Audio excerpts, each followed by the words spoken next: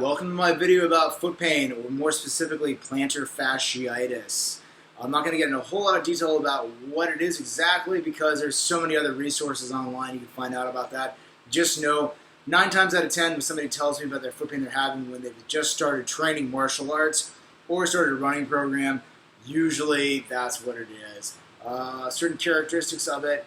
For myself, whenever I've had it, it feels like somebody might have a small scalpel and they're just slowly slicing at the inside of your foot there. Or sometimes it can result in heel pain, which can be misdiagnosed as a heel spur. So sometimes, if you have heel pain, don't freak out and think you have a heel spur that you think you're going to have to get surgery for or some sort of permanent situation. It might just be plantar fasciitis if that fascia in the bottom of your foot is just incredibly too tight. So we're going to get into who's susceptible to that. Right off the bat, and what's most relative to a lot of the people I train, martial artists or boxers, and especially people who are just starting out to do martial arts or boxing. You probably haven't been working out or running on your toes much, and all of a sudden you're going to have a coach like myself telling you to transition from being planted to being light on your feet, moving in and out. You're going to be introducing things like skip drills and skip and rope and quick feet agility drills in your training that might not have been there before.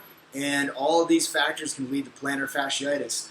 Other people who it might affect, long-distance hikers, long-distance runners, and then people not in the sports realm, wait staff, construction workers, military personnel, anybody who's going to have to be on their feet for long periods of day, and who also might not have the luxury of being able to wear athletic shoes. People might have to wear, steel-toe protective shoes, military boots, whatnot.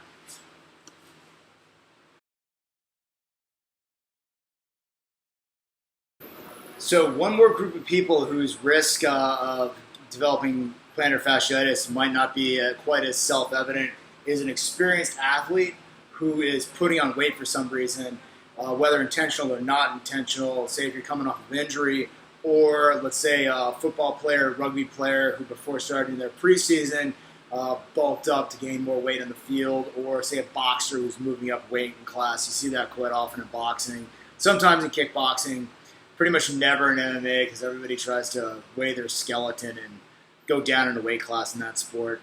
But just something else to think about. If you do have a weight fluctuation, it might be time to ease into that training for the skip and rope, for anything on the balls of your feet, incline sprints, or those agility drills that everyone loves so much in that ladder thing. So something to think about. So on the subject of prevention, something that I used to do before training sessions in Thailand is use some of this stuff and just rub it in your feet really good. Just dig in there with your knuckles. It's Naman Muay boxing oil. But if you aren't in Thailand, people might get a little bit annoyed that you're making the whole gym smell like Target Bomb. So that could be a source of contention. All right. So talking about massage techniques to help either prevent plantar fasciitis, or let's say if you already got it and you got to break up that tissue, break up that fascia. So here we go. We got a golf ball and broomstick. First one's doweling. It's real easy. Rolling up and down there. I got a yoga mat here, but it's not 100% necessary. This is good because you can get a lot of width on the foot all at the same time. Then if you can pinpoint a specific area tightness, really great tool right here is a golf ball. Just find that one particular spot there. Give a general rub down, then if you find a particular tight spot, go ahead and hold it there. Apply as much pressure as you possibly can. Hold for 25 seconds to a minute. Alright, so this next technique is my favorite, and it combines both myofascial release and the cooling properties of ice at the same time. I forget the first place where I saw this, or if I just kind of thought of it on my own, but it's my YouTube channel, so we'll just say I invented this. Alright, we got a water bottle here that we stuck in the freezer, and it's going to roll out on this guy. Same technique as when we were doweling, but now we got the cooling properties of ice there. And if you find a spot that's particularly inflamed, you can go ahead and hang out there. You can even go about your daily tasks, writing emails, reading, whatever. Just max out at about 20 minutes of ice. And I used to keep it in a freezer bag when I used to live by myself, but if you guys do have roommates, you probably want to use the new bottle every time, seeing as how they probably won't be thrilled about you sticking something you've rolled your feet all over, you know, back in the fridge. And lastly here we've got a strengthening exercise. For the most part, I want to say Russian Soviet bloc athletes are the only ones I've ever heard of actually really incorporating feet training into their program. But something else you can do is just read up on the concept of using the active foot. But right here, all I'm going to do is I'm going to grip some of this towel. I'm just going to pick it up, hold it for a second, put it down.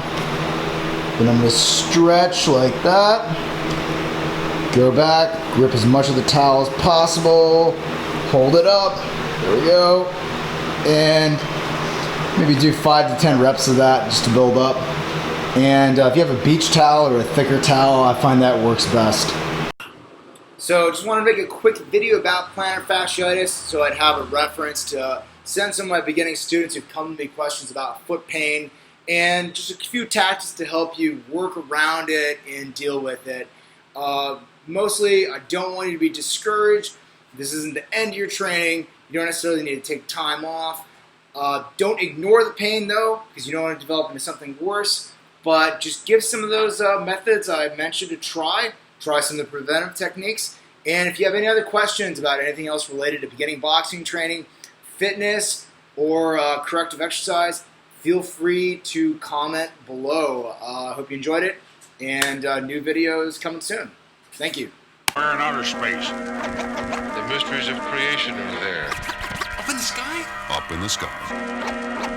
The moon and the planets are there, and new hopes for knowledge and peace are there. And therefore, as we set sail, we ask God's blessing on the most hazardous and dangerous